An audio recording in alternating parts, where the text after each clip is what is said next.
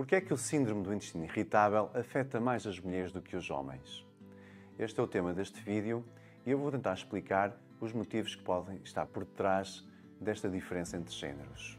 Na verdade, as doenças não afetam igualmente homens e mulheres. Há doenças que parecem afetar mais os homens e outras mais as mulheres. E mesmo quando ambos são afetados pela mesma doença, podem ter sintomas ligeiramente diferentes. O síndrome do intestino irritável parece ter uma predominância feminina. Pelo menos de acordo com estudos científicos efetuados em países ocidentais, observou-se que as mulheres com síndrome do intestino irritável podem chegar a ser o dobro dos homens. E isto é muito interessante de compreender, por isso vamos analisar este facto durante este vídeo. Além disso, as mulheres, quando têm esta patologia, costumam ter também mais propensão para ter prisão de ventre, enquanto que os homens, diarreia. Estão a ver esta diferença de sintomas entre homens e mulheres. Por outro lado, então, se as mulheres têm mais prisão de ventre, terão mais sintomas associados à prisão de ventre, como, por exemplo, inchaço e distensão abdominal. E os homens terão mais sintomas associados à diarreia, como fezes moles ou aquosas e maior frequência de evacuações. Mas o que é o síndrome do intestino irritável? O síndrome do intestino irritável está classificado como um distúrbio intestinal funcional, ou seja, os sintomas envolvem dor abdominal debilitante, inchaço, cólicas e padrões intestinais anormais. Pacientes com esta patologia podem ter predominância de diarreia, ou seja, têm diarreias crónicas, ou prisão de ventre, ou uma combinação de ambos. Têm prisão de ventre que alterna com diarreias. Funcional significa que a área afetada está prejudicada e não funciona como deveria. Porém, não há anormalidades visíveis que possam ser detectadas por testes. Ou seja, não há nenhuma evidência de alteração física. E eu pessoalmente discordo com esta definição, mas no final do vídeo irei explicar porquê. Primeiro, vamos entender então as causas do síndrome do intestino irritável. Precisamos de entender as causas para entender também porque é que afeta mais as mulheres do que os homens. Para isso, vamos resumir nos 4 fatores principais, que são a alimentação, possíveis infecções, o uso de medicamentos, especialmente os antibióticos, e o stress ou emoções. Então vamos lá começar pelo início. Vamos começar pelo primeiro fator, a alimentação. Será a alimentação a causa principal desta diferença de género? Vamos lá analisar. As mulheres tendem a comer mais açúcar do que os homens. O açúcar pode levar a uma alteração da flora intestinal com um maior crescimento de levaduras como a cândida. A candidíase pode dar sintomas parecidos com o síndrome do intestino irritável, como mais cólicas, mais inchaço. Por outro lado, os homens consomem mais carne e o consumo excessivo de carne também pode causar alteração da flora intestinal com sintomas parecidos àqueles que eu referi para a candidíase. Por isso, acho que a alimentação não é em si a razão para esta discrepância entre géneros. Os hábitos de alimentação moderna podem estar implicados no síndrome do intestino irritável, pelo menos em alguns casos, mas não serão responsáveis pela diferença de género. Por isso, vamos passar ao segundo ponto. Infecções. Será que as mulheres têm o dobro das infecções que os homens? Também não parece que seja o caso. Por isso, também não é este o motivo que está a influenciar a diferença de género. Medicamentos. Será que as mulheres consomem o dobro dos antibióticos que os homens? Não parece que seja assim. Mas existe algum outro medicamento que as mulheres consumem que os homens não consomem? O único que eu me recordo é a pílula anticoncepcional, que por motivos óbvios é dado às mulheres. Será que esta é a razão? Ninguém sabe. Pelo menos não encontro estudos que associem o consumo da pílula com o síndrome do intestino irritável. Mas aquilo que sim, que parece estar envolvido, pelo menos segundo a evidência científica, são as hormonas. Ou seja, há estudos que dizem que associam as hormonas femininas aos sintomas do síndrome do intestino irritável, pelo menos durante a fase da menstruação.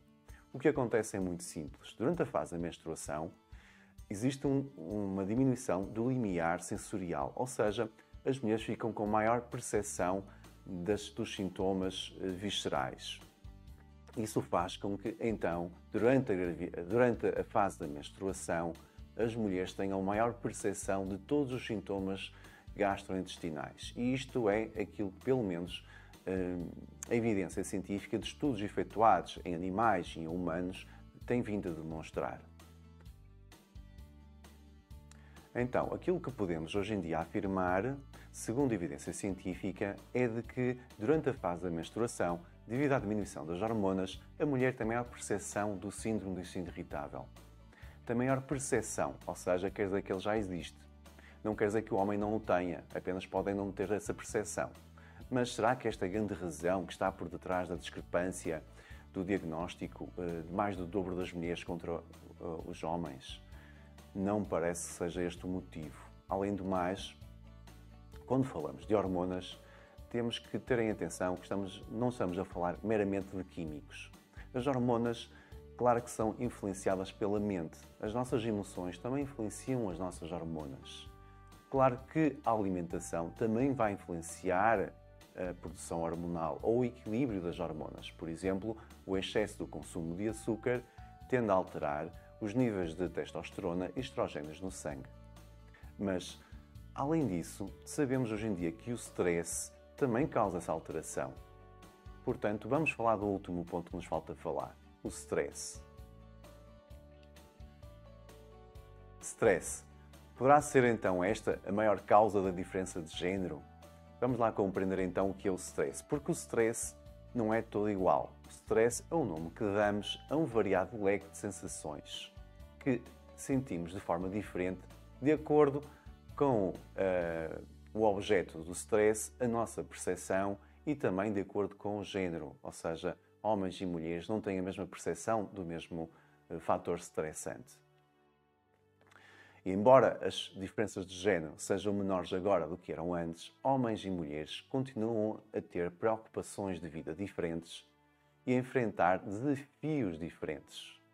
Portanto, eles não terão sintomas destas interações entre a mente e o corpo iguais. Com interações quero dizer o quê? Quero dizer que perante uma determinada situação eu posso ter reações físicas diferentes de acordo com a situação em si e de acordo também com o meu género. Se eu sou homem, se sou mulher e também já agora de acordo com a idade e de acordo com múltiplos outros fatores. Destas interações entre o corpo e a mente, há um eixo que está muito bem estudado. O eixo cérebro-intestino, ou Brain-Gut Axis. Provavelmente já deve ter ouvido falar, se não ouviu falar, talvez tenha ouvido falar do segundo cérebro. E, felizmente, então, sabemos cada vez mais, baseado em evidência científica, sobre como é que este eixo funciona. E hoje em dia quase que podemos explicar,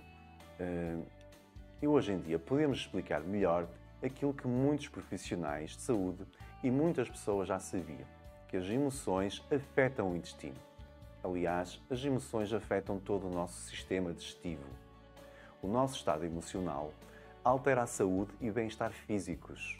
Por exemplo, as emoções negativas, como a ansiedade, podem influenciar o funcionamento do intestino, devido às comunicações bilaterais entre o cérebro e o intestino. A serotonina, que é responsável pela sensação de bem-estar e felicidade no nosso cérebro, é no intestino responsável pelo movimento peristáltico, ou seja, pelo movimento intestinal. Existem mais neurotransmissores que estão envolvidos no controlo do movimento intestinal, mas a serotonina é o principal deles todos. Além disso, a serotonina é responsável pelaquela sensação de bem-estar visceral, aquela paz que vem da barriga, que muitos já devem ter sentido. Também sabemos hoje, de acordo com estudos científicos, que as mulheres tendem a responder melhor às drogas serotoninérgicas quando têm síndrome do intestino irritável. O que é que são drogas serotoninérgicas? São drogas, antidepressivos, por exemplo, que aumentam os níveis de serotonina. Existe então aqui uma relação entre bem-estar, felicidade, níveis de serotonina e síndrome do intestino irritável. Pelo menos parece que nas mulheres. O síndrome do intestino irritável é um transtorno que nos ajuda a entender melhor o tipo de emoções ou fatores estressantes que influenciam o intestino. Vejam bem, as mulheres são propensas, mesmo no século XXI, mesmo em países ocidentais como é Portugal, a serem tratadas muitas vezes como cidadãs de segunda classe. São desrespeitadas pelos homens, são muitas vezes subjugadas pelos maridos e os patrões, tendem a ganhar menos pelo mesmo tipo de trabalho, têm geralmente menos liberdade e sentem-se menos seguras do que os homens. A incapacidade ou dificuldade de serem quem elas realmente são, de se sentirem seguras, de se sentirem respeitadas, ou seja, de conseguirem defender o seu território com eficácia, é para mim a grande razão oculta que leva a este distúrbio intestinal. Esta minha opinião é baseada em tudo aquilo que eu tenho estudado, mas também na minha observação clínica. Mas o que é isso de território? Território tem a ver com o nosso corpo, a nossa integridade física e com a nossa mente, ou seja, os nossos desejos, vontades, sonhos, etc. E todos sabemos que as mulheres não são sempre respeitadas, quer a nível físico ou mental, nem pelos pais ou companheiros, ou às vezes até pelos filhos, amigos e colegas de trabalho. E têm, geralmente, também muita dificuldade em imporem-se, em impor limites aos outros. Segundo estudos científicos, existe cada vez mais evidência que as pessoas com síndrome do intestino irritável tendem a ser mais neuróticas e menos extrovertidas que a população em geral. Ora, neurótica é uma palavra generalista que quer dizer que é alguém que tem ansiedade, mudanças de humor, nervosismo, tudo isso. E ninguém é assim porque é genético, porque lhe calhou. Não, as pessoas estão neste estado porque estão num modo de sobrevivência, sentem-se ameaçadas, sentem-se em perigo. E isto vem ao encontro da minha explicação, de que as mulheres têm mais dificuldade em manter a integridade do seu território, do seu corpo físico e mental. Logo, sentem-se mais ameaçadas. Logo, sentem-se inseguras e com medo. Para compreendermos o intestino, temos que compreender melhor o tipo de emoções que o afeta. E as emoções que o afetam rondam sempre a sensação de insegurança e medo sobre o seu próprio território físico e mental. Então, as mulheres com síndrome do intestino irritável precisam do quê? Precisam de aprender a defender melhor o seu território. Precisam também de aprender a expressar-se independentemente do que os outros pensam ou opinam. Precisam também de aprender a rodear-se de pessoas que não as manipulem, de pessoas que não as tentem moldar, de pessoas que as respeitem. Isso seja dentro ou fora de casa. Eu não estou a dizer que a alimentação não é importante ou que a toma exagerada de medicação não possa causar o síndrome do intestino irritável. O que eu estou a tentar explicar é o motivo que leva a esta disparidade de haver o dobro de mulheres com síndrome de intestino irritável do que homens. E essa razão é apenas para mim, e segundo a pouca evidência científica que já existe, relacionado com a parte do stress, com a parte emocional. Se quiserem saber mais sobre este tema, digam-me nos comentários e eu falarei mais nos próximos vídeos. Agora, para terminar, vou explicar então porque é que eu não concordo com o termo de doença funcional. Porque quando falamos em doença funcional, a própria palavra em si parece não levar a linha de conta o papel das emoções. Parece que se trata apenas de um problema mecânico e não é assim. Como viram, pelo menos há evidência científica, não tanta quanto eu gostaria, e, segundo a minha experiência e de muitos outros profissionais, o papel das emoções é muito importante no síndrome do intestino irritável.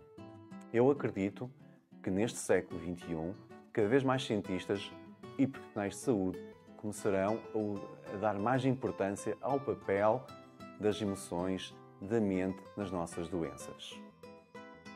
Precisamos de começar a nos concentrar mais no papel da alimentação, estilo de vida e emoções, e menos nos genes e no acaso. Isto é aquilo que chamamos de epigenética. Isto é aquilo que nós somos, Homo sapiens. O meu nome é André Dourado, sou biólogo e naturopata e adoro falar sobre as interações entre o corpo e a mente. Vemo-nos no próximo vídeo.